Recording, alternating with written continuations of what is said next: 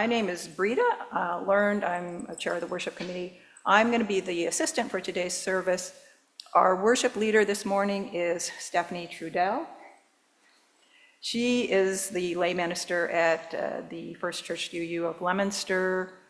She's just great. She has a real calling for the ministry, and she keeps Leominster going. And we are lucky enough to have her preaching for us once a month this year. We're mindful, as we meet here every Sunday, that First Parish was built on the unceded land of Native American peoples, and we acknowledge that we hold a responsibility to honor their memory and to help heal the harm done to the Indigenous people. Good morning, friends. Thank you for being in community with us this morning. Again, my name is Stephanie Trudel. I serve in the Leominster Parish as their lay minister, and I am very, very grateful to be here with you this morning. Our opening words come to us from Gary Kowalski. It is entitled, "We Gather Here to Worship."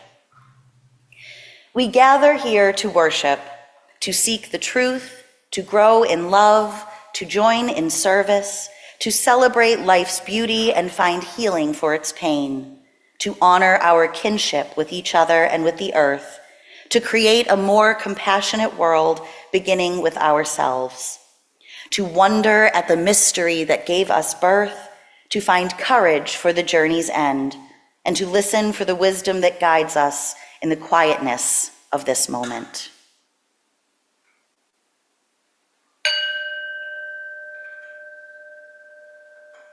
We will now light our chalice, a symbol of our faith. Our words come to us today from Maureen Killeran. Love is the aspiration, the spirit that moves and inspires this faith we share.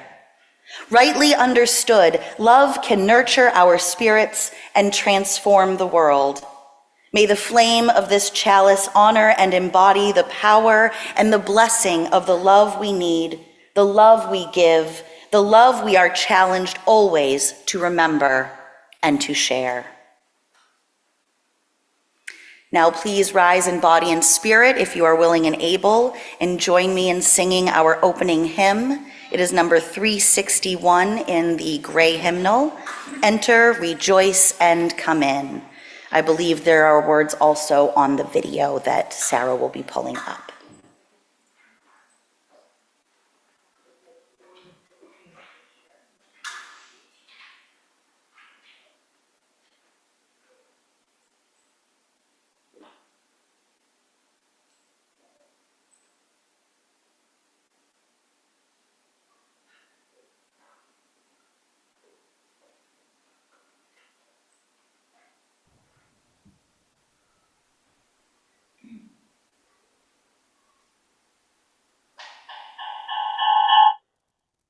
Oops.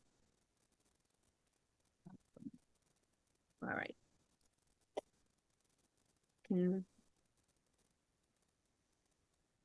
I'm sorry. It's not doing what I wanted it to because we have multiple places trying to catch the sound.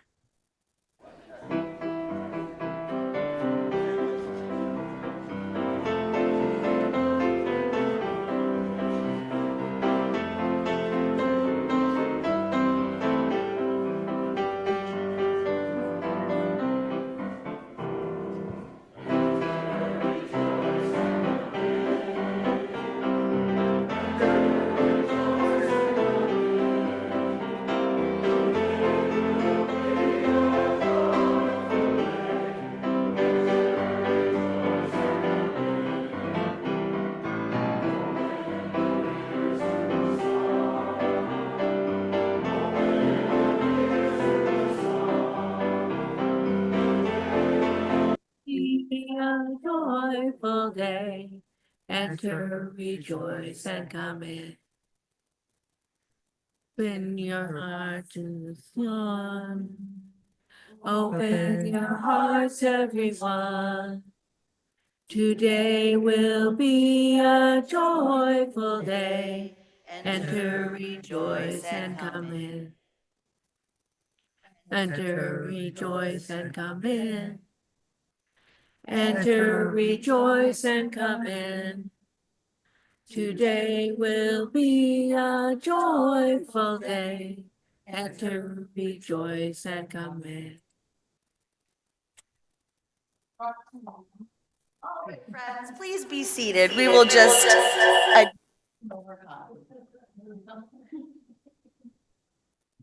At this time in our service, I ask you to join me in saying our.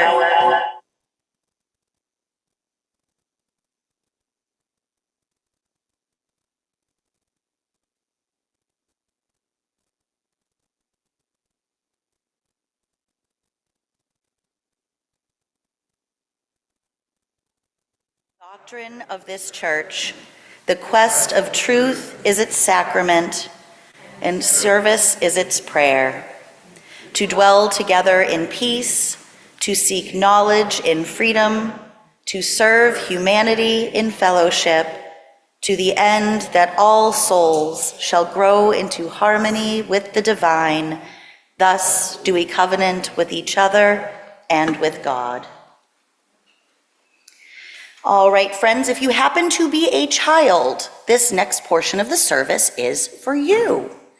If you are a grown-up, that means that you were once a child. So I invite you to allow your inner child to come out, kick your feet a little, and enjoy a story. Now, today we're talking about Clara Barton, so we're in that whole mindset. This story is called The Cure, and it is by Christopher Buse. Once upon a time, there was a young girl named Maggie who found out she had a terrible disease and would probably never be well again. She was very, very sad, and although she had many friends, all of them were afraid to visit her because they feared they might catch the disease.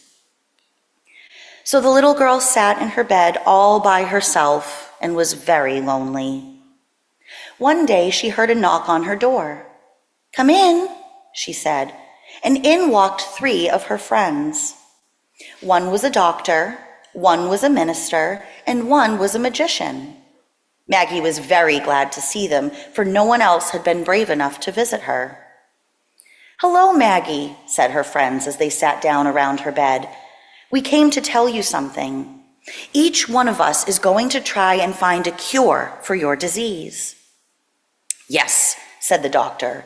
"I'm going into my laboratory and I'm going to do experiments until I discover a medicine that will cure your disease." "And I," said the minister, "am going to pray every day that you will be healed of this terrible disease."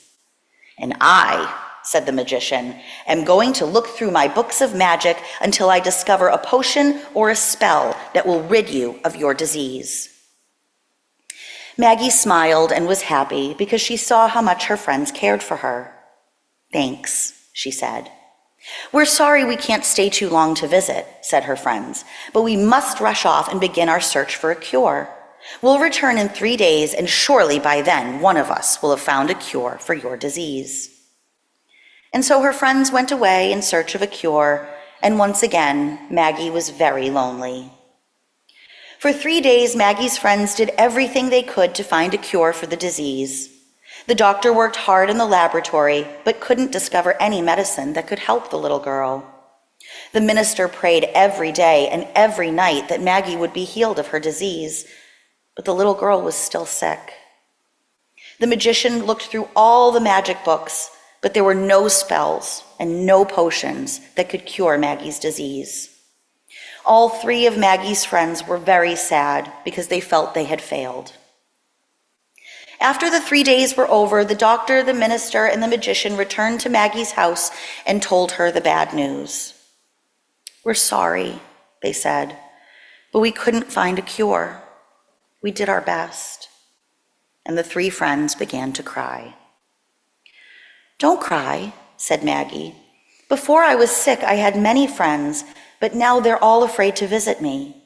This disease I have is a terrible one, but it's nothing compared to the loneliness I felt these last few days. I know now that loneliness is the worst disease of all. Right now, the medicine I need most is your friendship. The prayer I need most is for you to simply be with me. And the magic I need most is your love. And so the doctor, the minister, and the magician gathered around the little girl and laid their hands upon her. In the silence that followed, it is said they found the cure. The end. It is the tradition of this church to sing out the children after this time for all ages, so please join me in singing the words found in your order of service. Go now in peace, go now in peace. May the spirit of love surround you everywhere, everywhere you may go. Thank you, my friends. I have a feeling we must to us from Margaret Reese, and it is entitled A Recipe for Resilience. This recipe has been tweaked over time, so adjust as necessary. Sometimes it yields more than anticipated. Sometimes it needs a bit more of this ingredient or that. It comes from generations who have gone before me, and I've added my own flavor along the way. A recipe for resilience. 1 part courage, 2 parts fear, tears of failure and doubt, 1 part deep listening, 1 part silence and laughter, a dash of trust, a pinch of wonder, a heaping scoop of naps and snacks. In a separate bowl mixed together, family, friends, and those who challenge you to be your best self, those with whom you disagree. Add slowly to the larger pot, and add a bay leaf for, well, whatever it is bay leaves do, and let it simmer for as long as you need, which is often longer than you anticipate or realized. Keep the heat at an even temperature, hot enough to cook throughout, but not so hot it burns the bottom. Can be served at room temperature, warm or even cold if necessary.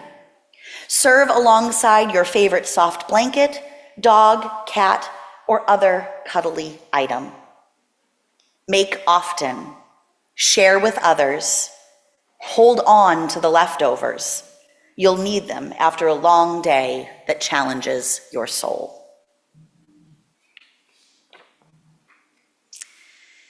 There is no musical interlude, so we will just simply move into an attitude of prayer.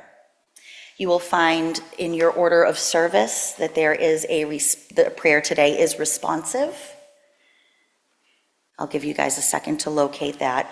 I will read the bold. Actually, no. I'm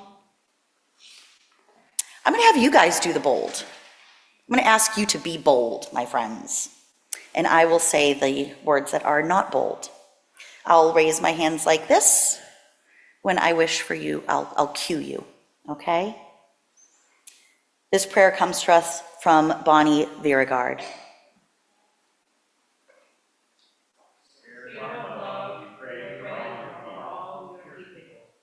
For people who are blind and cannot see, and for those who can see but are blind to people around them.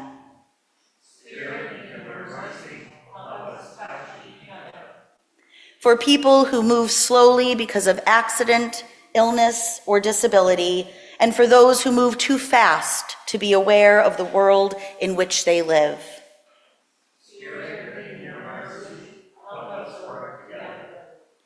For people who are deaf and cannot hear, and for those who can hear but ignore the cries of others.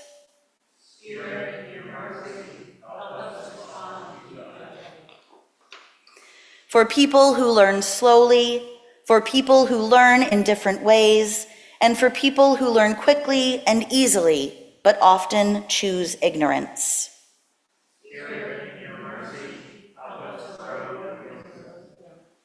For people who have chronic illnesses for which there is no known cure or relief, and for people who live in unholy fear of developing chronic illness.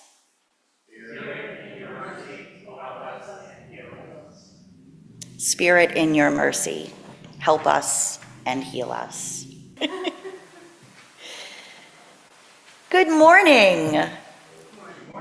I would like to once again thank you for joining us this morning as we celebrate Women's History Month. This morning, I will be talking a bit about Clara Barton. Who here is familiar with the great Clara Barton? Awesome, yes, very good. So much like Louisa May Alcott, I have long admired Clara Barton and was thrilled to become an adult and share a faith tradition with her. Ms. Barton was born on Christmas Day in 1812 in Oxford, Massachusetts. She was the youngest of 5 children. During Clara's childhood, it was clear that she possessed a caring and nurturing nature. When one of her brothers was injured in an accident, she was the one who provided him both comfort and care. This would be a scene Clara would re-encounter again and again on the battlefields of the Civil War and later during the Franco-Prussian War. Clara Barton was an amazing woman. Her first-wave feminist credentials, her staunch abolitionist views, as well as her passion for being of service to others and her unwillingness to be undervalued simply because she was a woman, is part of what makes her so special and why we as Unitarian Universalists are so pleased to claim her as one of us. Clara is truly a shining example of our second source.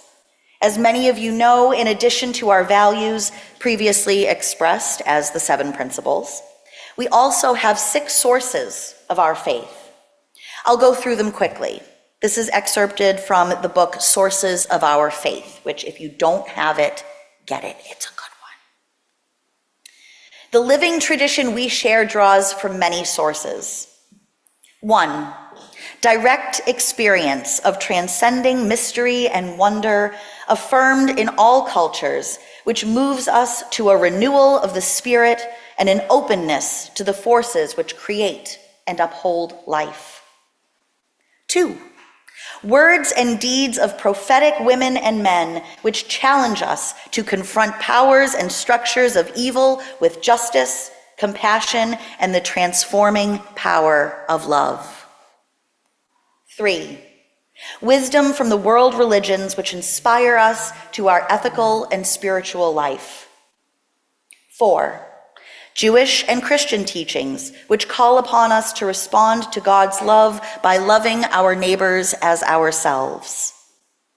5, humanist teachings which counsel us to heed the guidance of reason and the results of science and warn us against the idolatries of the mind and spirit. And 6, spiritual teachings of earth-centered traditions which celebrate the sacred circle of life and instruct us to live in harmony with the rhythms of nature. I know that's a lot, and some of those should sound familiar, but let's really focus on the second source for now. I'm going to read a further excerpt from that same book. In a religion of deeds, not creeds, we look to the example of our spiritual ancestors and the prophets of our time for the strength and wisdom to do the right thing. Most religious traditions have their founders, their prophets, and their sages. Unitarian Universalism is no different. We revere people like Francis David, the first clergy person in the Reformation to proclaim religious tolerance, who said we need not think alike to love alike. We hold up Theodore Parker, the radical abolitionist minister, Ralph Waldo Emerson, a leader of the transcendental movement whose pulpit I am standing in right now. That will never not be cool. Susan B. Anthony, who fought for women's suffrage, Norbert Fabian Capek, who defied the Nazis, James Reeb, martyred in Alabama, in Selma, in the cause for civil rights, and many more. Yet we do not lift up our own luminaries above all others, saying that only with them will truth be found. We are led to deeper understanding and wisdom and action by many outside our own faith story who have spoken to the human condition and the ethical demand to leave the world better than we found it. Those whom we call prophets include courageous leaders of direct social action, but also those who call for an inner revolution that must precede any transformation in the wider world.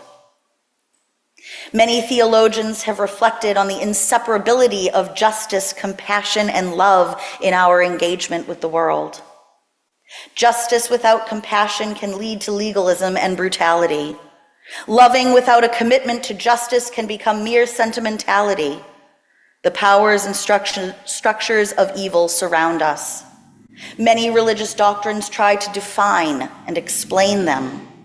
But we have turned away from theological disputes about evil, focusing instead on the faithful encouragement to stand up and confront it. Clara understood compassion. She didn't shy away from direct action, whether it was defying federal orders prohibiting her, a woman, from being on the front lines of battle, or knowing her worth well enough to not accept any less than a man's pay for a man's work. Clara began her career as a teacher. For years, she taught in one-room schoolhouses in Massachusetts. She eventually relocated to Bordentown, New Jersey, where she established the first free public school. She started out with only 3 students. Before long, there were 600 students enrolled. The local powers decided to invest money in building a larger building to accommodate all these children. Clara was so successful, those same powers decided that there were now too many students for a mere woman to be in charge. A man was brought in to be the new principal of Clara's school. Clara was unsuccessful in fighting against this injustice and resigned her position. It was at that time she was able to secure a position at the Federal Patent Office and moved to Washington, D.C. She was one of the first female federal employees, and that made the men quite upset. Emotional, dare I say. Clara and her fellow female workers were subject to all manner of harassment, up to and including a demotion and pay reduction when her original boss was ousted with a new administration. Clara was in D.C. when the Civil War broke out, and she was shocked to realize that the 6th Massachusetts Regiment were among the wounded. Clara knew these boys, as she put it. After all, she had been teacher to some of them. That was the start of the heroic deeds that earned her the nickname Angel of the Battlefield. Ms. Barton continued to defy the norms of the day, unafraid to push back and give voice to those who were not being heard. After the Civil War, she worked doggedly to track down and identify missing soldiers. Most notably, she worked with Dorrance Atwater, a Union soldier who'd been captured and imprisoned by the Confederacy at Andersonville Prison. Now, Andersonville was a horrific place that was woefully overcrowded, causing and contributing to a 27% overall death rate. Even then, that's an incredible number. Clara worked tirelessly to not only identify the already deceased, she also testified to Congress about what she learned regarding the abysmal conditions that had been the standard while it was operating. By the time the missing soldiers' office closed in 1867, Barton and her staff had identified more than 20,000 missing soldiers, including nearly 13,000 who had died at Andersonville Prison. She also made certain to relay the treatment and concerns of the recently freed Black people in the area directly to Congress, vouching for them and their character. She spoke clearly of her belief that enslavement had caused them great injury, but she believed them to be capable of growth. Clara didn't stop there. She was instructed by medical professionals to go to Europe and relax. Clara went to Europe, however, our girl did not relax. It was then she discovered the International Red Cross and became involved with this organization. She then provided comfort and aid to those fighting in the Franco-Prussian War in Germany. Clara dedicated her entire life to helping and healing others. She literally put herself on the front lines time and time again. She clearly believed deeply in the Universalist faith and made the choice of deeds over creeds over and over. She saw the inherent worth and dignity of all people, and that is why she pressured the United States government to join in and sign on to the Geneva Convention. It's why she pushed to create the American Red Cross, an institution that continues her humanitarian mission to this day, and fought to expand both the American Red Cross and the International Red Cross to include natural disaster assistance into their relief models. Clara Barton was a woman of deep faith and conviction. She made her beliefs clear through her actions. She was a unique and bold woman, despite being described as a shy child. She truly was a woman with a prophetic voice, and I encourage you to look up and read some of her testimony before Congress regarding what she learned at Andersonville. She is speaking truth to power in a time where women on the whole, but especially their thoughts and words, were not given the credence they should be given. She stood up to and confronted that power. Clara Barton is one of us. We are right to hold her up as a luminary, a woman we are correct to draw inspiration from as Unitarian Universalists, regardless of our gender. I have an almost complete disregard of precedent and a faith in the possibility of something better.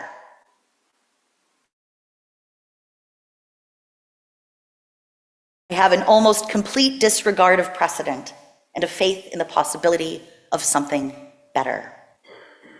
So do I, Clara. So do I. We have not only the power, but the obligation to work toward the possibility of something better.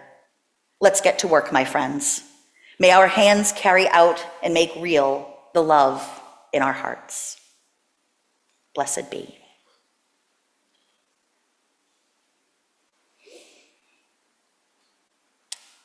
A Reflection by Sarah Gibb Millspaugh. This is entitled Religion at its Best. Religion is as much about faith in humanity as it is about faith in deity. And many of us will find that over and over, our faith in humanity gets tested. We are immersed in a culture that's deeply corrupted by selfishness, greed, and oppression-born privilege and fear. It's all too easy for us to justify the dehumanization, ostracization, suffering, and death of others.